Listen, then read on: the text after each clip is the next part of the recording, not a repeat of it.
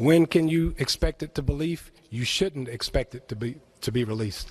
As far as my reaction to it, I will be updating based on new facts that we have. You'll get that update later on today. I'm not ready to give that yet because there's still a lot of questions that I have and a lot of information that needs to be vetted first. Charlotte Police Chief Putney saying he has no plans to release the video of the shooting in Charlotte. As we speak to you now, I'm getting reports that lawmakers, I know the Congressional Black Caucus, I believe, are marching from the Capitol to the Justice Department. You know, I got it. I don't even know what to say anymore. These media-created, I don't even know what to say anymore. I mean, they're focusing, in my view, if you're going to focus on one of the two shootings, the one that's more questionable is Tulsa. The one in Charlotte, according to all the police, according to the video that some people have seen and have relayed, show the guy with a gun. Coming out of his car with a gun. What do you expect police to do? How is this even controversial? Joining us now, Dan Bongino, former U.S. Secret Service agent and contributing editor for Conservative Review. Dan, good to see you, my friend. Hey, good to see you too. Thanks for having me. All right, would you explain? First of all, let's get to this this tape. Do you think it would be beneficial if they would release the tape? Although the police chief has said that, and I'm misquoting him here, but there's no 100% proof or 100% resolution of justification of the shooting just based on the video. So having said that, would it be beneficial? Would it quell and shut up the media and the rioters if they release the tape?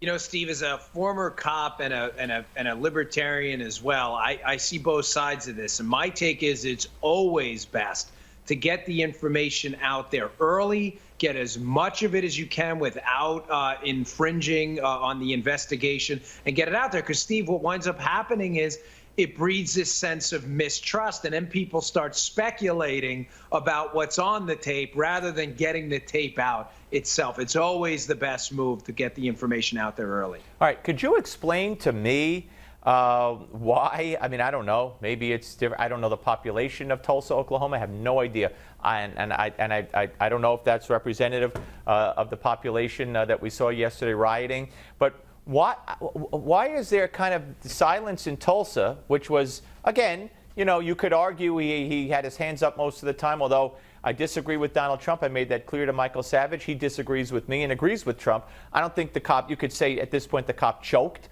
I don't think you could say he obeyed orders, the guy, because he didn't. But that aside, having said that, why aren't they protesting in Tulsa and just saying, okay, guy had a gun, you know, he was shot by the cops for taking a gun out of the car when he wasn't supposed to. Why are they rioting there and not in Tulsa? Well, Steve, I mean, listen, if we believe in statistics and correlation and causation, which, you know, we should, when you look at the correlation between civil unrest, rioting, and where that happens, these are communities almost exclusively run by far left policies. I'm not going to get into Democrat versus Republican because it's more of a liberal versus conservative ideology thing. You have these pockets of poverty. You have these pockets of failing healthcare systems. You have these pockets of public education failure in cities and communities largely run by Democrats, Baltimore, Ferguson. You have portions of Charlotte. And then what does it do? It breeds this mistrust with the community, with the cops, with the government.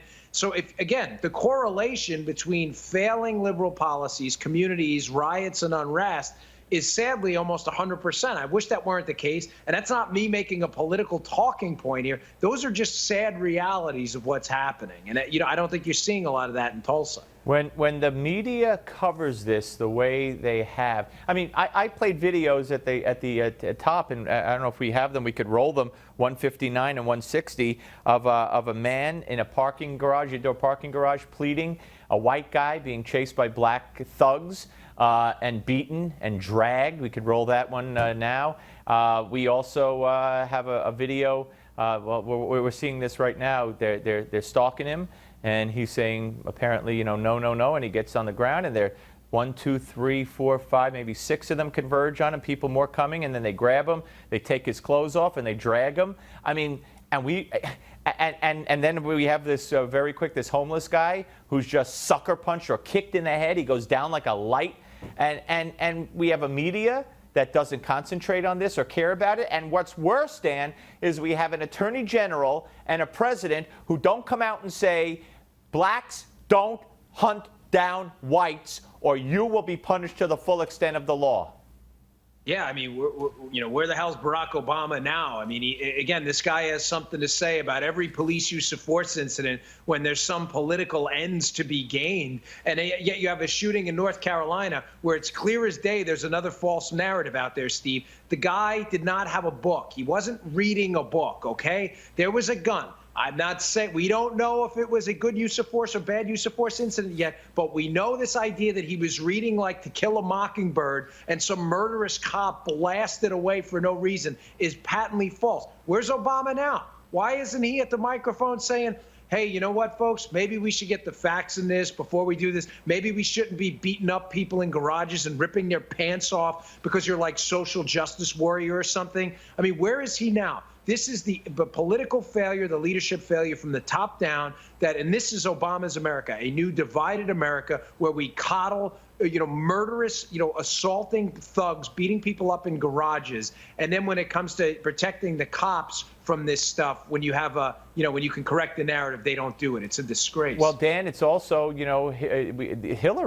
Hillary lumping the two shootings together, saying that these two names now go added to the list of African Americans killed by cops. Not unarmed African Americans, not African Americans in the middle of committing a crime or legitimately killed by cops. She just has a problem, or at least she's saying she does, with African Americans being killed by cops, no matter what the circumstance. And I fear that this is insightful, and I also fear that if she becomes, and weigh in on both of these, if she becomes president, she will lead a charge and maybe succeed in changing the rules nationally on when and how a cop can shoot at a suspect, when and how a cop can protect his or herself and the rest of the community. Yeah, think about this, Steve. Think about how insane this is, how we're losing the country right now. You have the Democratic nominee for president who has no idea what happened in this use of force incident, was never a police officer, is ironically protected by law enforcement officers in the Secret Service, putting out kind of a dog whistle that what, Steve, we should change tactics? So what are the new tactics going to be? Let's think about this reasonably and unemotionally.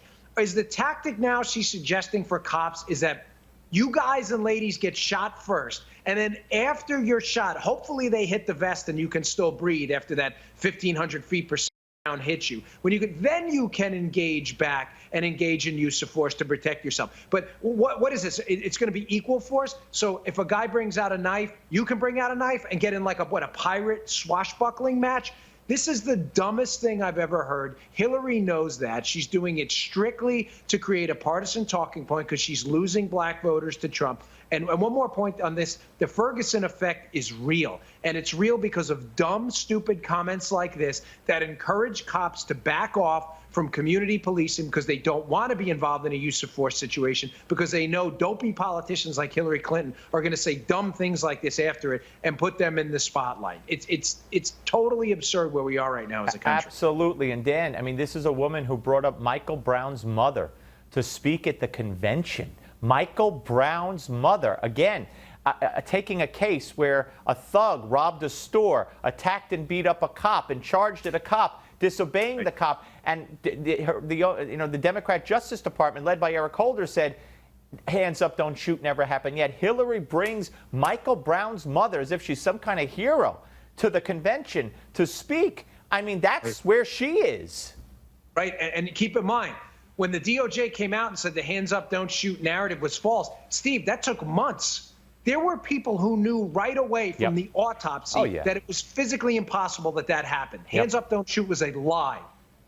Well, Donald Trump seems to be, in so many respects, whether you like him or not, the only hope for this country. Because if this is allowed to continue, and it will, and by the way, Obama's going to release quote-unquote low-level criminals onto the streets of this country on his way out the door. So we're going to have that to deal with. You're going to have Syrian refugees flooding this country at the same time, and you'll have Hillary telling the cops, don't do anything. So it's got to be Trump.